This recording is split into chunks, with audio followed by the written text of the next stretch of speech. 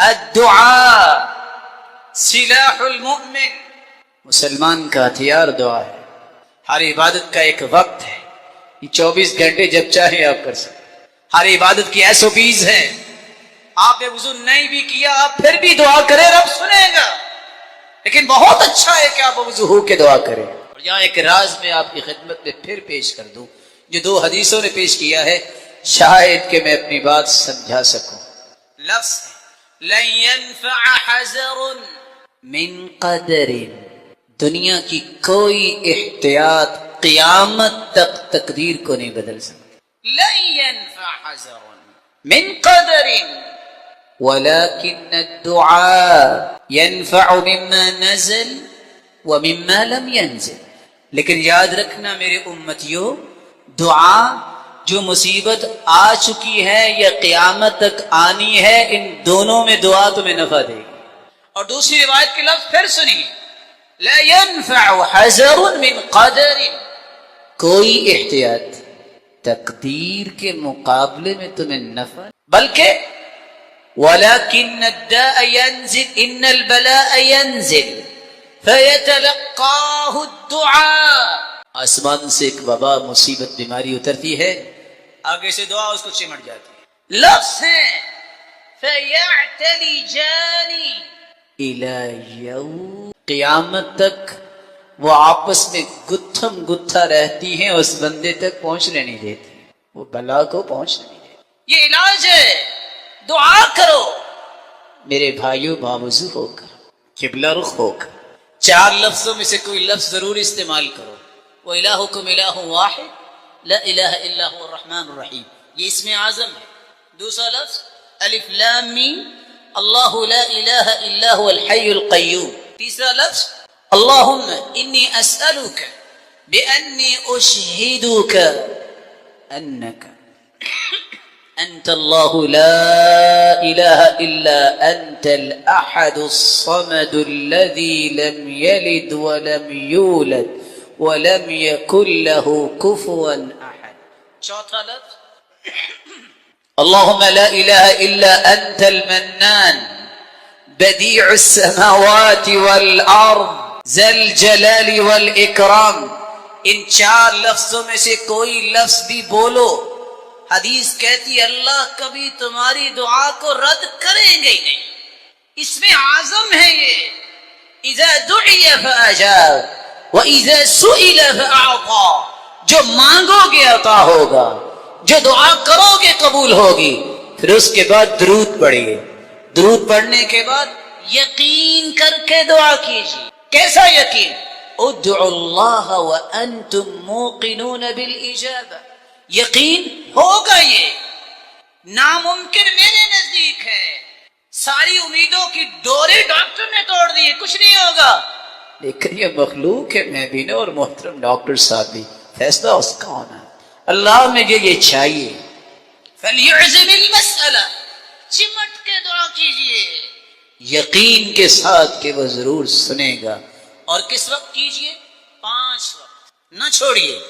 پہلا وقت رات کو آنکھ کھلے، گھر میں کوئی بیمار ہے، ویسے بجلی چلی گئی ہے، یہ کلمات کہہ سبحان اللہ والحمد للہ ولا الہ الا اللہ واللہ اکبر ولا حول ولا قوة الا باللہ اللہم ارحمنی وارزقنی وعافنی، یا اللہ رحم بھی فرما، رزق بھی عطا فرما اور عافیت سے بھی نواز۔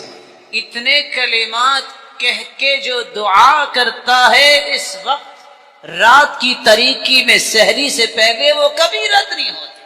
دوسرا وقت اذان ہو رہی ہے، خاموشی سے دعا جاری رکھیے، باتیں بند کیجیے۔ سنتان ما تردان، 2 دعائیں کبھی رد نہیں ہوتی، عند النداء وتحت المطر، عند المطر، جب اذان ہو رہی ہو، جب بارش ہو رہی ہو، اللہ اس دعا کو رد نہیں کرتے۔ خاموش ہو جائیے، اذان اللہ اکبر ہو، چپ ہو جائیے، دعا کرنا شروع کریں۔ ضرورت ہے آپ کو نہیں، اپنے رشتہ داروں کے لیے دعا کیجیے، مسلمانوں کے لیے دعا کیجیے۔ تیسرا وقت الدعاء بین الاذان والاقامة لا ترد اذان ہو گئی ہے، جماعت کھڑی ہونے میں 10 سے 12 سے 15 منٹ باقی ہے. کہا اللہ کے رسول صلی اللہ علیہ وسلم نے اس وقت دعا جو کی جاتی ہے کبھی رد نہیں ہوتی. کہ اللہ کے رسول پھر کون سی دعا مانگے؟ آپ نے فرمایا یہ دعا مانگو، اللہم انی اسألک العفو والعافیہ. اللہ معافیاں بھی دے دے اور جسم کو بھی ہر بیماری سے پاک کر دے. دعا کیجیے. چوتھا بات جو میں آپ کی خدمت میں پیش کرنے جا رہا ہوں، آج جمعے کا دن، صحیح مسلم کی روایت ہے، عصر سے لے کر شام تک کا وقت جو بھی دعا کرتا ہے بندہ مومن، اللہ اس کی دعا کو رد نہیں کرتا. درجہ کہ اللہ ذوالجلال رضامندی کا سرٹیفکیٹ کس کو عطا کرتے ہیں؟ سب سے پہلا خوش نصیب وہ ہے جس کے بارے میں اللہ ذوالجلال نے خود اعلان کیا ہے، وَسَبِّحْ بِحَمْدِ رَبِّكَ قَبْلَ طُلُوعِ الشَّمْسِ وَقَبْلَ غُرُوبِهَا وَمِنْ آنَاءِ اللَّيْلِ وَسَبِّحْ وَأَطْرَافَ النَّهَارِ لَعَلَّكَ تَرْضَى. یہ صبح بھی ذکر کرتا ہے، شام کو بھی ذکر کرتا ہے، اور اگر رات کو آنکھ کھلے تو تب بھی اس کی زبان پہ سبحان اللہ والحمد للہ ولا الہ الا اللہ واللہ اکبر ولا حول ولا قوة الا باللہ یہ کلمات جاری ہوتے ہیں.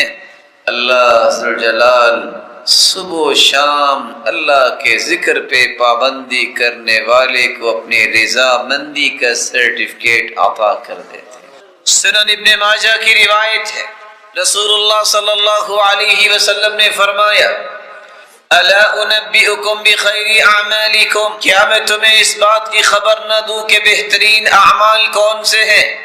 وارضاها عند ملیککم، اور کون سے اعمال ہیں جو تمہارے رب کو راضی کرنے والے ہیں؟ وارفعها فی درجاتکم، اور کون سے اعمال ہیں جس سے آپ کے درجات کی بلندی ملے گی؟ وخیر لکم وخیر لکم من اعطاء الذهب والورق، اور کون سے اعمال ہیں کہ سونا چاندی خرچ کرنے سے بھی اتنا اجر نہیں ملے گا جتنا ان اعمال کو اختیار کرنے سے.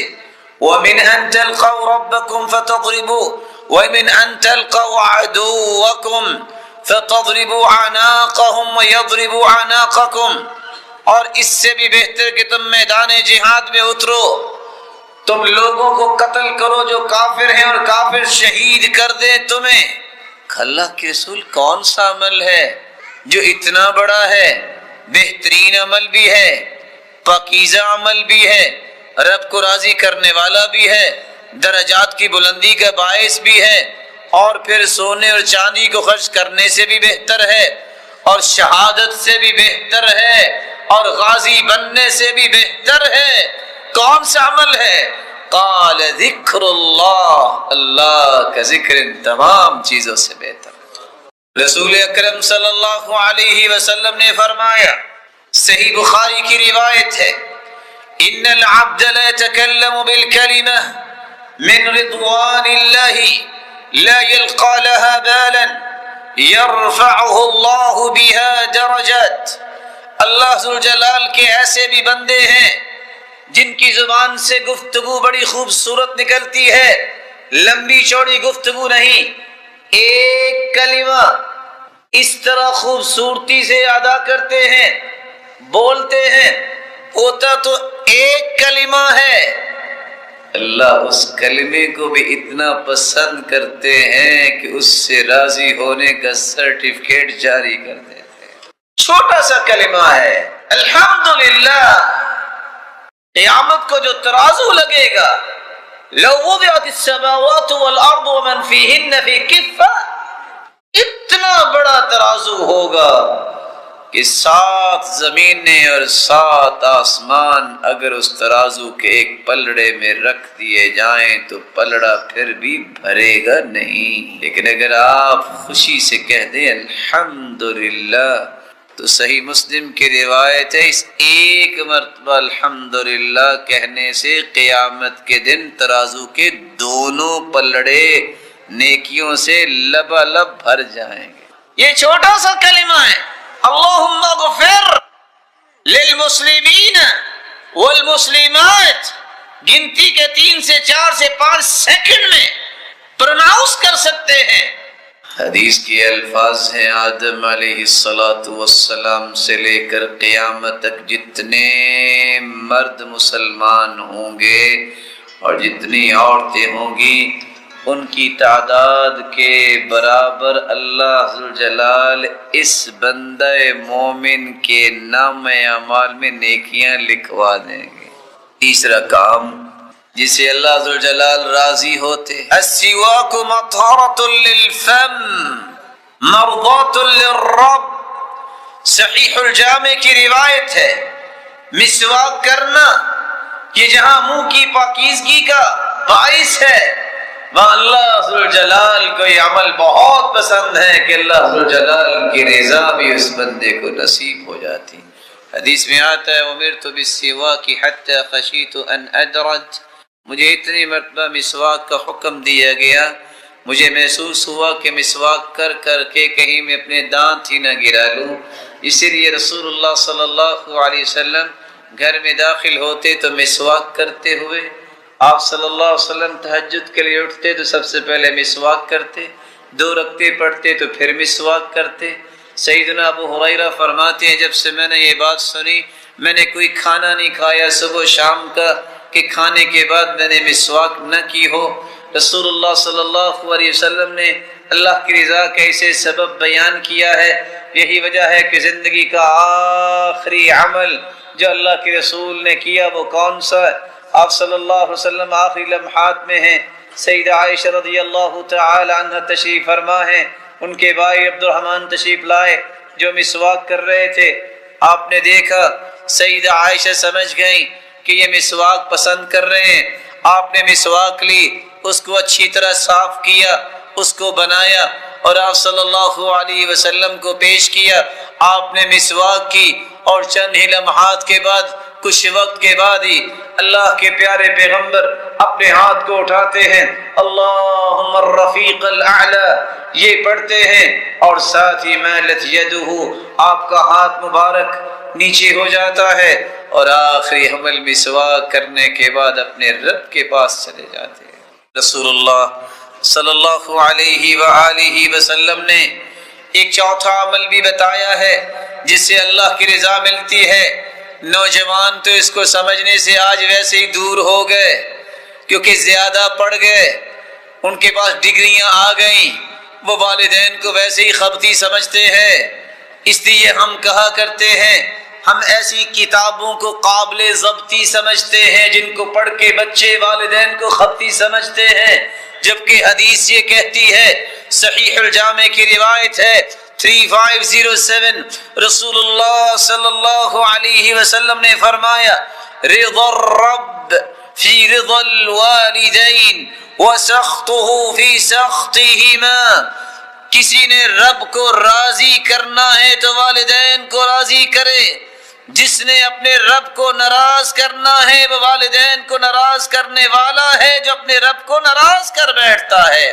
اور آپ صلی اللہ علیہ وسلم نے فرمایا فسم الجنہ، ماں کے قدموں تلے اگر جنت ہے اسے سمجھ لو، ساتھ یہ فرمایا الوالد اوسط ابواب الجنہ، جس جنت کو اللہ نے ماں کے قدموں تلے رکھا ہے اس کا دروازہ درمیانہ جو ہے وہ والد ہے، چاہو تو اس دروازے کی حفاظت کر لو، چاہو تو اس کو ضائع کر لو۔ اور آپ بھی جانتے ہیں جب آؤٹ لیٹ بنتی ہے، کوئی فیکٹری، کوئی مؤسسہ، کوئی کمپنی بنتی ہے تو جو مین گیٹ ہوتا ہے اس کی جو لک ہوتی ہے وہ عجیب ہوتی ہے، وہی انسان کو پسند آتی ہے، اس لیے دروازہ نہیں کہا، جنت کا درمیانہ دروازہ اللہ ذوالجلال نے باپ کو بنایا ہے۔ اللہ کی رضا چاہیے تو والدین ان کو راضی کرنا سیکھیے۔ کیسے راضی ہوں گے؟ رسول اللہ صلی اللہ علیہ وسلم سے صحابی سوال کرتے ہیں من احق الناس بحسن صحابتی یا رسول اللہ، اللہ کے پیارے پیغمبر سب سے زیادہ میری نیکی، میرے حسن سلوک کا حقدار کون ہے؟ بیوی ہے، بچے ہیں، دوست ہیں، پارٹنر ہے، کون ہے؟ آپ نے 3 مرتبہ فرمایا امک امک امک، 3 مرتبہ فرمایا سب سے زیادہ اگر کہ تمہاری نیکی اور خیر خواہی حسن سلوک کا حقدار ہے تو تمہاری والدہ گرامی ہیں، اور چوتھی مرتبہ آپ نے فرمایا تمہارے والد گرامی ہیں۔ رسول اللہ صلی اللہ علیہ وسلم کے صحابی بیان کرتے ہیں زمین و آسمان کا خلا 500 سال کا ہے، اور آسمان کی تھکنس بھی 500 سال کی ہے، اسی طرح ہر آسمان ہے، 7 آسمانوں کے اوپر جنت ہے۔ صحابی کہتے ہیں اللہ کے رسول نے فرمایا جب میں جنت میں گیا تو میں نے قرآن مجید کی تلاوت سنی، میں نے پوچھا یہ کون سا خوش نصیب ہے جس کی تلاوت کی آواز جنت میں پہنچ رہی ہے؟ جواب ملا حارثہ بن النعمان، یہ حارثہ بن نعمان ہیں جو زمین پہ بیٹھے قرآن کی تلاوت کر رہے ہیں۔ وَكَانَ أَبَرَّ النَّاسِ بِأُمِّهِ، روئے زمین میں سب سے زیادہ اپنی ماں کی خدمت کرنے والا یہ انسان ہے، بیٹھا زمین پہ ہے، قرآن کی تلاوت کرتا ہے، لیکن اس کی تلاوت کی آواز اس سے محظوظ ہو رہے ہیں تو جنتی ہو رہے ہیں۔ سبب کیا ہے؟ سب سے بڑی خیر خواہی یہ کرنے والا تھا، اپنی ماں کے ساتھ اپنے ہاتھ سے کھانا کھلایا کرتے۔ روایت بتاتی ہے کوئی تھا تو نہ تھا، لیکن یہ اکیلے ہی کھانا بھی کھلاتے اپنی والدہ کو، اپنی والدہ کے بالوں میں کنگھی بھی کیا کرتے، اور اللہ کے رسول صلی اللہ علیہ وسلم نے اتنا بڑا انعام جو اناؤنس کیا کہ اس کی آواز جنت میں پہنچتی ہے، اس کا سبب یہی تھا کہ وہ ماں کے ساتھ سب سے زیادہ خیر خواہی کرنے والا تھا۔ رسول اللہ صلی اللہ علیہ وآلہ وسلم نے ایک 5واں عمل بھی بتایا ہے جس سے اللہ کو آپ راضی کر سکتے ہیں۔ ان اللہ تعالی لیرضى عن العبد ان يأكل الاكل او يشرب الشرب فيحمد اللہ علیہا۔ ہم نے یہ تو سیکھا اور یہ تو پڑھا اور یہ تو سنا اور یہ تو سنایا کہ بسم اللہ پڑھ کے کھانا کھانا چاہیے، اور یہ بھی ہم نے سن رکھا ہے کہ کھانے کے بعد ہمیں کہنا چاہیے الحمدللہ۔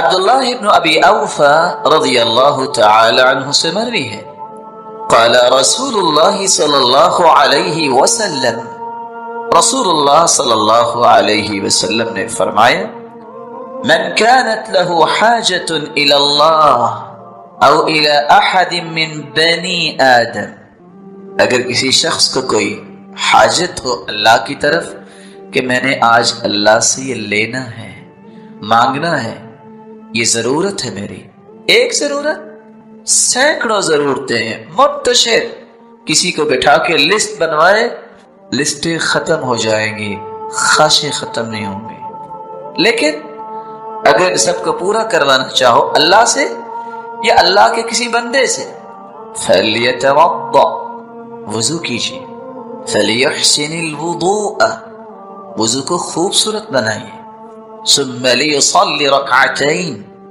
پھر 2 رکعتیں پڑھیے، ثُمَّ لِيُثْنِ عَلَى اللَّهِ، پھر اللہ کی تعریف کیجیے، وَلِيُصَلِّ عَلَى النَّبِيِّ، اور رسول اللہ صلی اللہ علیہ وسلم پر درود پڑھے، ثُمَّ لِيَقُلْ، پھر یہ کلمات کہے لا الہ الا اللہ الحلیم الکریم سبحان اللہ رب العرش العظیم الحمد للہ رب العالمین اسألک موجبات رحمتک وعزائم مغفرتک والغنیمة من كل بر والسلامة من كل إثم لا تدع لي ذنبا إلا غفرته ولا هما إلا فرجته ولا حاجة هي لك رضا إلا قضيتها يا أرحم الراحمين۔